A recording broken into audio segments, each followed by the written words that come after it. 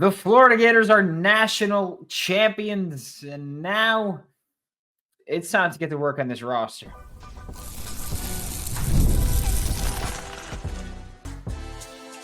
You are Locked On Gators, your daily podcast on the Florida Gators. Part of the Locked On Podcast Network, your team every day. Hello, and welcome back to another episode of Locked On Gators, part of the Locked On Podcast Network, your team every day. Thanks for making Locked On Gators your first listen of the day. Every day we are available daily and free reviews in the podcast and on YouTube. Happy Wednesday. I am Brandon Olsen. Find me on Twitter at WNS_Brandon. Find out my written work with New York Giants on SI. And look, Monday night, the Florida Gators won the national championship. Right? Monday night, we went live after the Florida Gators won the national championship. Monday night, technically Tuesday morning, I recorded the Tuesday show. And now we're no longer talking about how awesome, incredible, and relieving it is that the Florida Gators are national champions once again. Now we are talking about that same Florida Gators team could be seeing a lot of roster turnover this offseason, right? And look, that's not surprising. This Florida Gators team was one of the more senior teams in college basketball. And I feel like in recent years, especially, we've seen those more senior teams are more likely to win a national championship or to just go on a deep run because of their experience, their maturity, their ability to handle adversity and deal with that, right?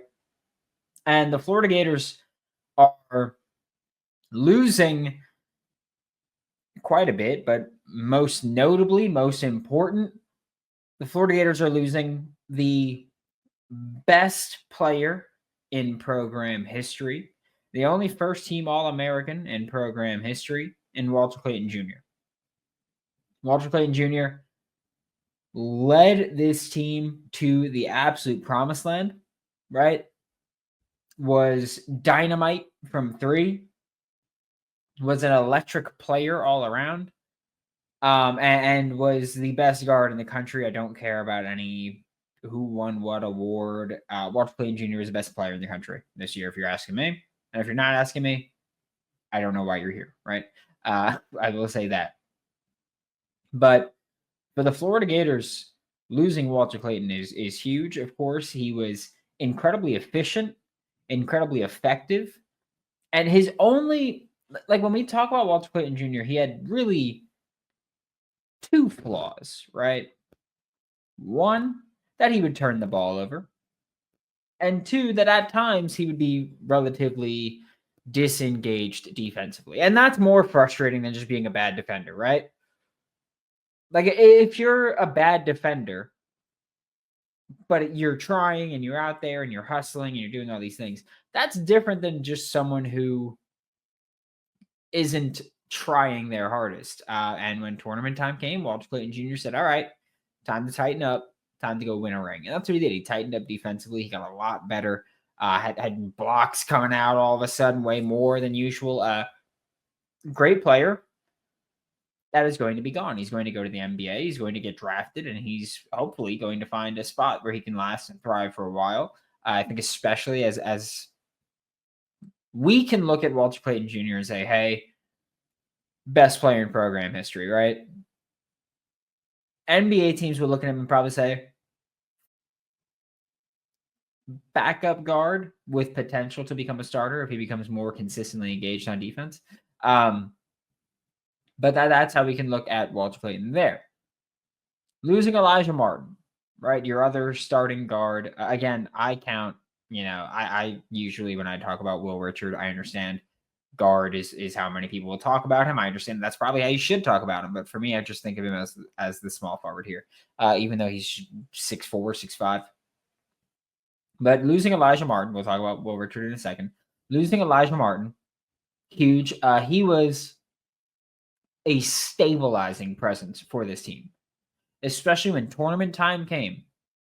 He took on more of a leadership role, as did Walter Clayton, but he took on more of a leadership role, and he was hammering home the things that this team needs to do, keeping their head on straight. Alijah Martin, an elite finisher around the rim, had poster dunks, transition dunks that just lit up the crowd, lit up my living room.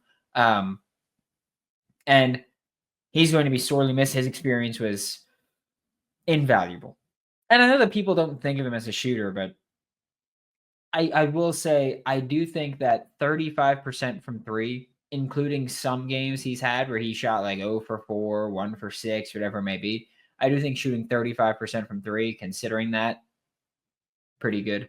Again, elite finisher around the rim. I think the best overall defender on the team, or as the guards, I think at least. And he's going to be gone, and Florida's going to sorely miss him. Then there's Will Richard, who I think was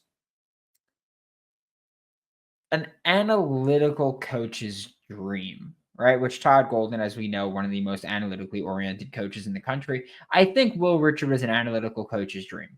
Will Richard did not shoot a lot, but when he did, they were almost always around the rim twos, catch and shoot threes. He wasn't doing a ton off the dribble, from three at least. Wasn't doing a ton off the dribble. And a lot of his twos came on dunks or in transition or offensive rebounds and putbacks, things like that.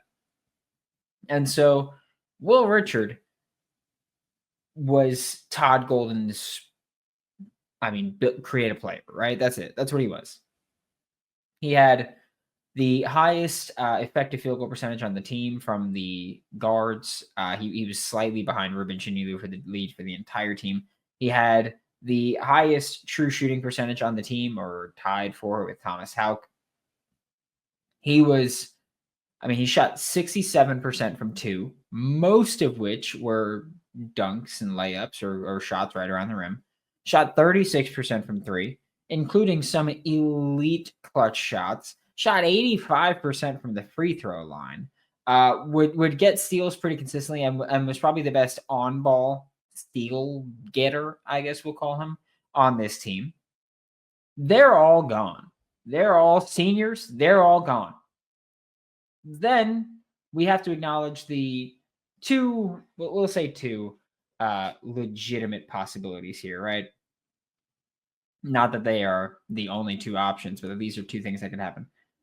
One, and I've said this before, and I will continue to say this, I am expecting both Alex Condon and Thomas Houck to declare for the NBA draft. And I say that because declaring for the NBA draft is different from declaring for the NFL draft, okay? The NFL draft, it is mostly, I am still in college. I submit to the NFL Draft Advisory Board. I get a response on what teams think of me. And then I decide to declare or not declare. Okay? With the NBA, you can declare, go through the pre-draft process, go through the NBA combine, get your results, and then decide to go back to school. We've seen Florida Gators do it recently. We've had multiple Florida Gators do it in recent years. So that's all a possibility. So that's why I say I would expect Alex Condon and Thomas Houck to both declare for the NBA draft, because I think they should. I think they should declare for the draft. First off, get your name in front of NBA scouts, GMs, coaches, whoever's going to be there. Get your name out there. Declare for the draft. Go through the combine process. Go through all that. And then I think that the response they would get would be second-round picks, maybe a late first, but second-round picks. Keep the door open to return, because, again, you could do that in the NBA, or you could do that with the NBA draft. You could declare and come back to your original school, or declare and hit the portal. And I think that generally with the NBA, the way that I look at it is, if you are not a lottery pick, there is no need for you to come out earlier than you need to. Right? And so I do think that we'll see both declare, but I also think we'll see both come back, because I think that both will be looked at as second-round picks, especially with Thomas Houck. His sample size is small because he started playing great, especially in the biggest moments, right? especially in tournament play. But he wasn't America's sixth man for much of the season. He was our sixth man. We loved him. We die for him. But he wasn't this America sweetheart that he's become. And Alex Condon has played, like I've been saying, since the start of the SEC tournament. I think he's played fairly poorly. And so I do think that NBA teams will look at that and say, well, you really folded when it was most important, and so come back. And again, I don't think Alex Condon is a bad player. I said this yesterday. One of the reasons I'm so hard on Alex Condon is because I think he could be truly great. That's one of the reasons I'm so hard on him. I think he could be great. I expect more from him. Okay? I will also say that I would expect at least a player or two to hit the portal. I feel like most people could probably expect that at some point. We'll talk about maybe who that might be. We'll also talk about who is returning for the Florida Gators in just a minute. Get the supplies you need from the site made for the skilled trades, Supply House. Whether you're in plumbing, HVAC, or electrical work, Supply House is the reliable way to order products online. Their easy-to-use website is packed with helpful resources and the latest product info to help you get the job done right. Plus, with a complete inventory of over 200,000 parts from 400 plus top brands, you'll find exactly what you need delivered fast from coast to coast. If you need help with an order, Supply House offers expert support and industry-leading service, so you'll always talk to a real person. And for trade pros looking for just an extra edge, their free Trade Master program offers exclusive perks like a dedicated phone line, free shipping, and discounts on every order. Thousands of skilled professionals are already taking advantage, and now it's your turn. Join the Trade Master program today at supplyhouse.com/TM and start ordering plumbing, HVAC, and electrical supplies with just a few clicks. Plus, use code SH5 for 5% off your first order. That's supplyhouse.com. Thanks for making Locked On Gators your first listen of the day every day. We are available daily and free reviews in the podcast and on YouTube. And when we talk about the returning players, let's talk about this first, right? First thing first that we're not going to really elaborate on right now. We will in a couple minutes. Denzel Aberdeen, almost definitely coming back. There's no reason that he should have been a backup for 3 years, only for year 4 to be the time that he leaves, right? I would expect him to be the backup for 3 years, that in year 4 comes out and is a starter. So Denzel Aberdeen likely back, going to start. Then we talk about, again, no matter who I expect to enter the portal or declare, Florida has the, we'll say, potential to return their entire front court rotation. Ruben Chinyelu, sophomore. Okay, he should be back. Alex Condon, sophomore. Expecting him to declare. I also expect him back. Thomas Houck, sophomore. I expect him to declare. I also expect him back. Micah Hanlogton, Jr. will have 1 year of eligibility.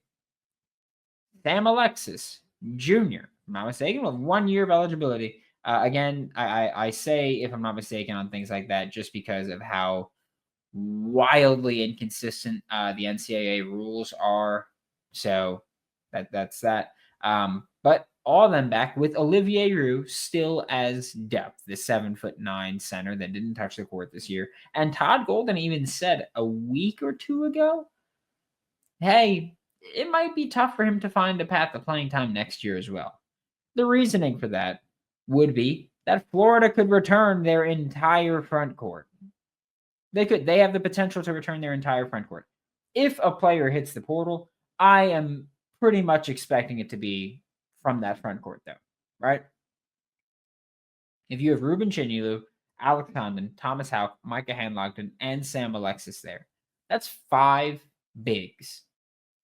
Florida, most of the season, has a 9-man rotation that shrinks down to 8 during tournament play, right?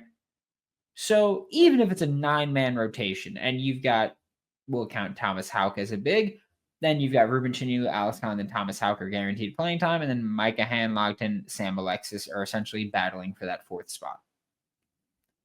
First off, I think Micah Hanlogton would win that battle, right? But secondly, I think whoever loses that would probably leave, or whoever is expected to lose that would probably leave. Okay. And Olivier Roux, again, I don't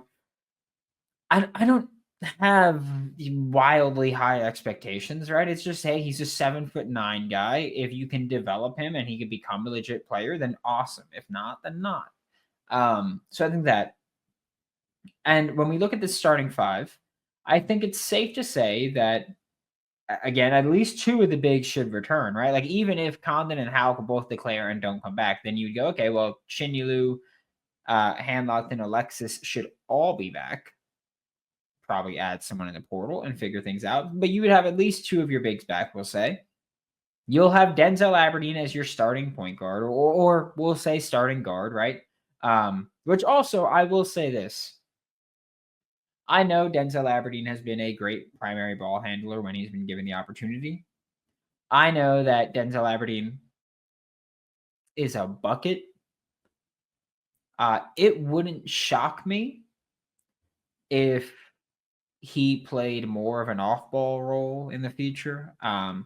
Especially like I don't think he could replace the Will Richard role. I don't think he should be expected to replace the Will Richard role. But it wouldn't shock me if he played more off ball than we've seen him play, especially lately, where he's been more on ball. And then you kind of just need to figure out the rest, right? You could also look at this rotation and say, well, or look at this roster and say, well, Florida should have Urban Klavjar and Isaiah Brown back for next year, right? Unless you tell one of them to hit the portal. They should both be back. I do think that it's tough to see a senior team have a bunch of depth leave that like the door is open for playing time on a team that just won the national championship. Why would you want to leave? I don't get that. But so I don't think that they'd be leaving. Urban Klavjar and Isaiah Brown. One of them could step up. Look, Urban Klavjar is someone who has already had a rather tumultuous relationship with Florida Gators fans. He turns the ball over.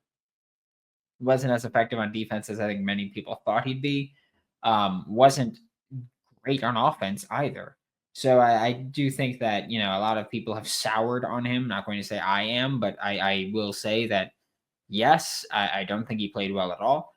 And then Isaiah Brown, we don't really know what Isaiah Brown can do for the team yet, right? Like he didn't play much at all. He had 2 games where he played 10 minutes, and that was it. It was, I think, North Florida and Wichita State. If I'm not mistaken. I think it was that. Shot decently well. But outside of that, what can we really say about him, right? We can say that respect what he can be defensively. I do think that he's shown some flashes in his very limited minutes. I think he showed like, hey, he's got tools to be good on defense. He's got the athleticism. Build wise, he's not far off from Alijah Martin, right? They're both 6'4" ish. Alijah Martin's a bit bigger, but he doesn't look a ton stockier than Isaiah Brown. So I think build-wise, Isaiah Brown isn't far off from Alijah Martin. But again, this isn't necessarily typecasting there. And then looking at the recruiting class, you've got Alex Lloyd at guard, and CJ Ingram is listed as a small forward. He's 6'6"-ish. He'll be a wing probably, same way I look at Will Richard. And I will say that for CJ Ingram, I think that I don't think we should look at him as much of an early impact contributor, just because he doesn't have a good jump shot, right? It's like you have to work on your jump shot. You can't kill spacing in this offense specifically, but just in college basketball in general. Like you can't be a horrible jump shooter. And if I'm not mistaken, CJ Ingram shot 18% from 3, which is obviously not good. Would be worse than anybody on the team that actually attempted a 3 for Florida in 2024. So needs to work on the jumper. And Alex Lloyd, I think, is a guy that could step in as a bit of a bench bucket. Kind of like what, not that he's this good, and I'm not saying to the extent of this, but Alex Lloyd, I think, could play kind of a Denzel Aberdeen type role of, hey, come in, run the offense for the bench a little bit.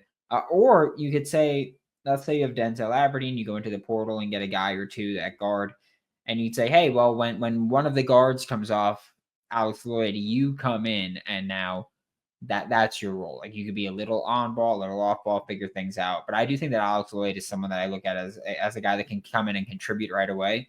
I don't think he's a defensive liability. I don't think he's amazing at defense, but I don't think he's a liability. And I think that he's got just, again, bucket getter potential. And so I don't think CJ Ingram, who is, I think, a very good defender right now, especially for his age, and the fact that he's been, football and basketball for so long, I think he really needs to work on that jumper before you can put him out there and say, hey, he's not a liability on offense.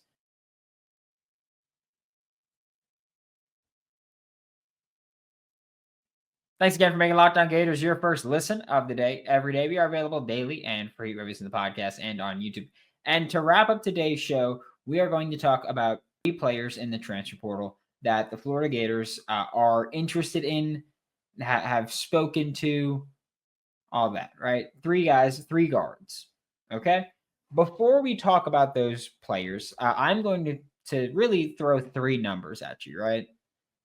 I'm going to throw numbers for effective field goal percentage, which is a very analytic thing. Todd Golden loves it.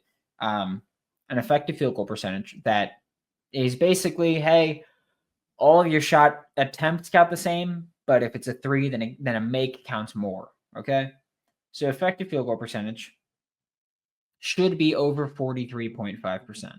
That's just the marker that I hit. And there's 2 things to that. That's just the marker that I marked down at 43.5%.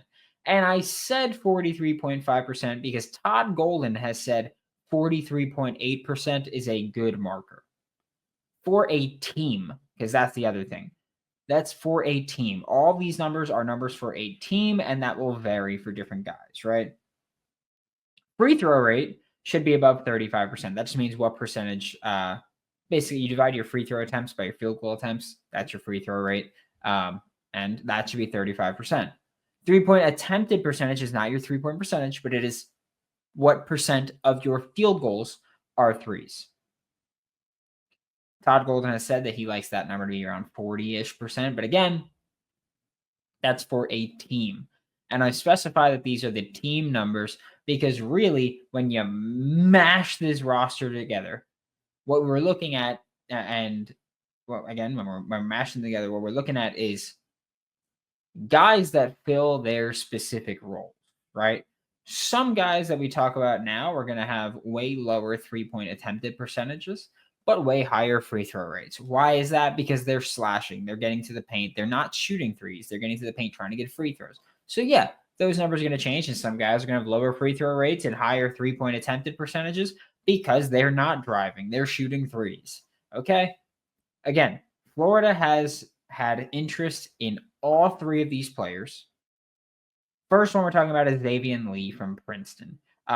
Report came out yesterday from, I believe it was On 3, said Florida, St. John's, and North Carolina are the 3 main teams in it right now. I think it's important to acknowledge him for a couple of reasons. One, Xavier Lee, high school teammates with Thomas Houck. Okay.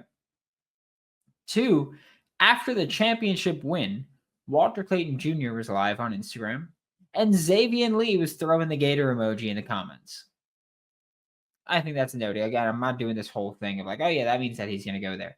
Just saying that it's a noteworthy thing that happened. Xavier Lee's effective field goal percentage was 50.9%, way higher than the 43.5. His free throw rate was 28%, lower, not way lower, but lower. And his 3-point attempted percentage was 39.5%, which is a 0.5% lower than what Todd Golden wants.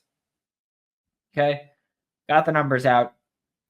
Xavier Lee, I do think one thing that he does really well that Florida didn't have a ton of this year, not that anybody was particularly awful at it, but Florida wasn't fantastic at it to begin with, was that for a guard, Xavier Lee is a pretty good rebounder, okay? And again, I say that to say that context matters, because it's also partially that, well, Xavier Lee was playing at Princeton, where not saying that they're all bad, but I'm saying that he had less support around him, so he had to shoulder the load more. So he was crashing the boards more. So decent rebounder for a guard, absolutely. He distributes well without being a liability turning the ball over. He's not he's not perfect at taking care of the ball, but pretty good. Shoots 37% from three. So he doesn't shoot a ton of threes, but shoots an average amount for what Todd Golden wants. And again, shoots 37% from three, which is a very good number. That's slightly below what Walter Clayton Jr. shot. And if I'm, again, like how we do things with Locked On Gators, is we will talk about what we should do, what we want to do, what we think we would do. If I'm Florida and I want Xavier Lee, who is looked at again as one of the most promising, one of the most valued guards in the transfer portal. If I'm Florida and I'm looking at him, then I would just say very simply, hey, did you see what Walter Clayton Jr. did this year? We can use you in a similar way. That'd be my selling point. That'd be the pitch. That'd be my pitch. If I'm Florida, like that would be my pitch of just saying, hey, like if you like, did you see what Walter Clayton Jr. did? Cool. That's what we can do with you. Then there's one more player to talk about, and that is Kimari Peterson from East Tennessee State. Okay. Kimari Peterson from East Tennessee State, effective field goal percentage of 55.4%, way higher than Todd Golden has marked down. Free throw rate of 25.2%, considerably lower than what Todd Golden has liked, and a three-point attempted percentage of 42.8%, considerably higher, or slightly higher than what Todd Golden has said he looks for. Kimari Peterson, despite shooting 43% of his shots were threes, he also shot 42% from the field from three. So he shot a lot of threes and was really good at doing it. Insane, by the way. I want to throw that out there. He shot a lot of threes and made a lot of threes and made a high percentage of them. And that kind of stuff's just impressive, right? He's an aggressive defender, but not reckless. He gets steals without fouling. Like he has done a fantastic job there. I look at him and I wish he was a little bit taller, because if he was a little bit taller, then I'd be saying, hey, this is the guy to go get to replace Will Richard. But I can't say that because he is 6'1". Okay. So I can't say that to replace Will Richard, but I can say that he's still 6'1". He's got length. He's got size. Like he's still got length. I'm not going to say size, but he's got length. Xavier Lee, by the way, is 6'4". So you got length there, especially when you pair that with a Denzel Aberdeen who's 6'6". Could be a promise. It could be a problem. It ain't going to be easy to replace a lot of players from a national championship team, but it's something that Todd Golden should have everybody's trust and faith in doing. Thanks for making Locked On Gators your first listen of the day. Every day we are available daily and free, wherever in the podcast and on YouTube. As always, I am Brandon Olsen. We will be back tomorrow, talk more Florida Gators, probably talk football, make the spring game this weekend. For Locked On Gators, I'm Brandon Olsen. Don't forget to follow me on Twitter at WNS_Brandon. Find all my written work for New York Giants on SI, and I'll see you all next time.